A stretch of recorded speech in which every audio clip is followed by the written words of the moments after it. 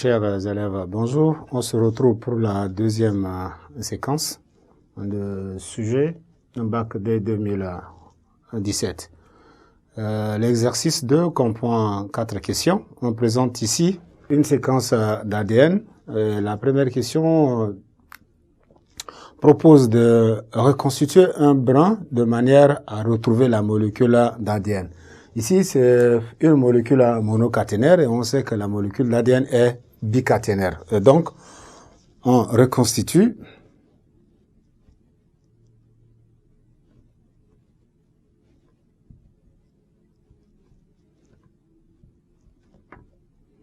l'ADN bicaténaire. Cela consiste à reprendre la séquence et retrouver les brins complémentaires. Et donc, on peut avoir ici notre ADN bicaténaire. On va avoir là AA, les 3 fois A, G, C, T, A, G, 2 fois C, 2 fois T, A, G, T, C, G, A et 2 fois G. Ça, nous avons le brin qu'on a présenté. On retrouve le complémentaire. En phase de A, on met un T. En phase de G, on met un C. En phase de C, on met G. Ainsi de suite.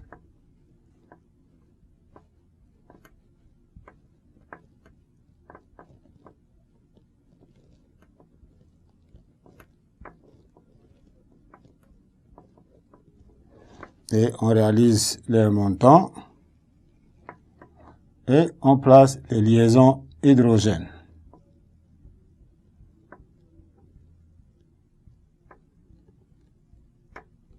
Voilà, on a reconstitué la molécule d'ADN bicaténaire. La deuxième question, on demande de formuler une molécule d'ARN à partir de ce brin.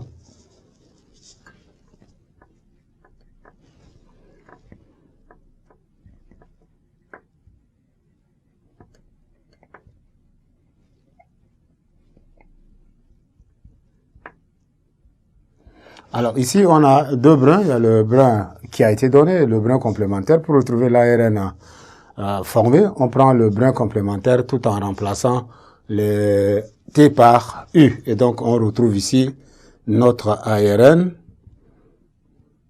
les 3 fois U, avec un C. Là où on trouve T, on remplace par U, tout simplement.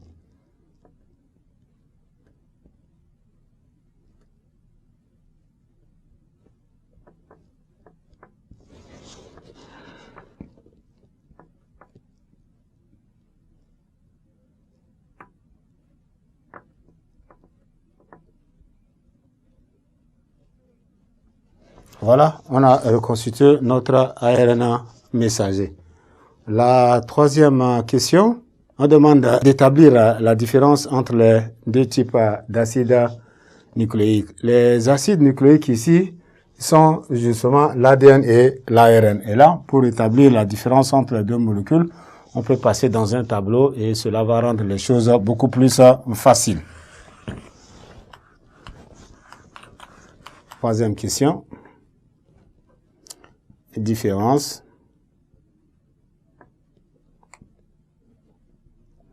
entre l'ADN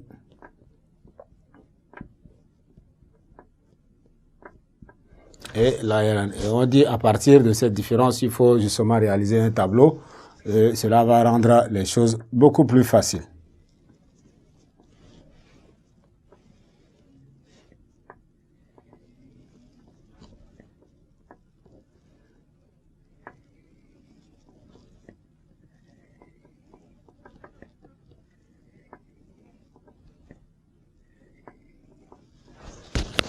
On peut avoir ici les caractéristiques spécifiques.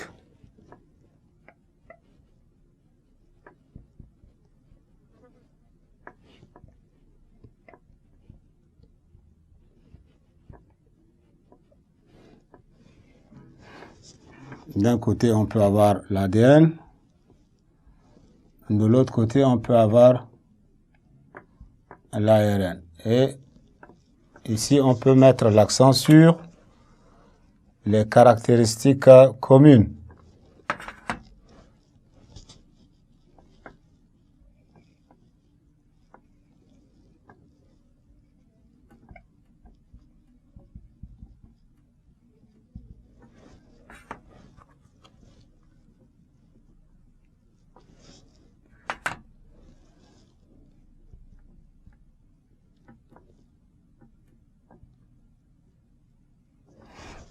Alors, les éléments spécifiques, on peut avoir le nombre de brins.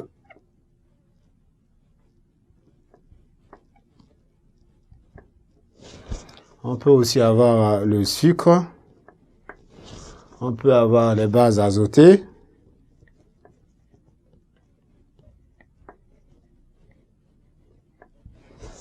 On peut avoir les types. On peut avoir la fonction. Et on a la taille.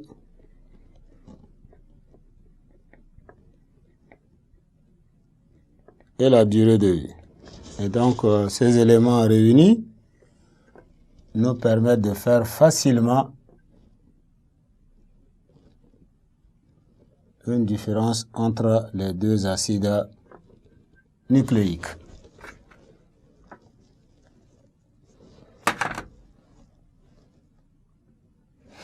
Alors, le nombre de brins, l'ADN en a 2, c'est pourquoi on dit bicaténaire.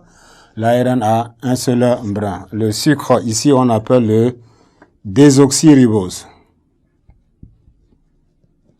Le sucre là-bas, on appelle le ribose. Base azotée, on peut avoir A, T, C et G. Ici, on a A, U, C et évidemment G. Les types, on a un seul type. Ici, on en a au moins 4 comme ça. La fonction, l'ADN, c'est le support de l'information génétique. Et l'ARN, c'est la protéosynthèse.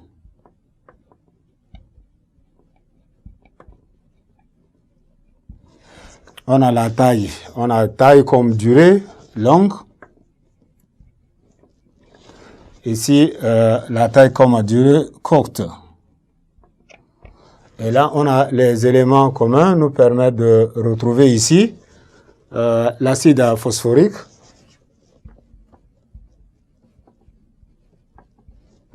Et évidemment, les 3 bases azotées qu'on peut avoir au niveau de ces 2 molécules-là.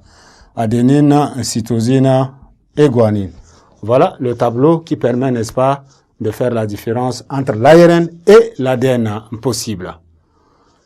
La 4e question, on demande d'expliquer l'expression l'ADN fait l'ARN et l'ARN fait la protéine. Quand on est dans la synthèse de protéines, on sait que la molécule d'ADN a cette possibilité de former les molécules d'ARN. Et si c'est l'ADN qui forme l'ARN, ça se réalise par le processus de la transcription. Et donc, on dit l'ADN fait l'ARN par la transcription.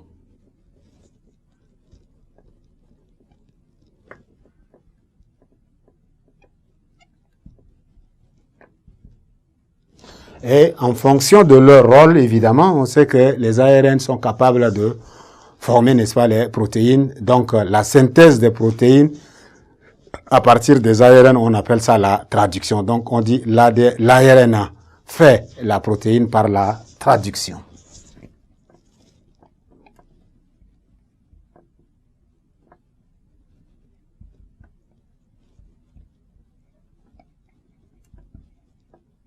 Donc, voilà les 2 éléments qui permettent, n'est-ce pas, d'expliquer ce processus biologique dont l'ADN fait l'ARN par la transcription et l'ARN fait la protéine par la traduction. Je vous remercie, chers élèves, pour votre attention particulière. On se retrouve dans une autre séquence pour le bac 2017. Je vous remercie.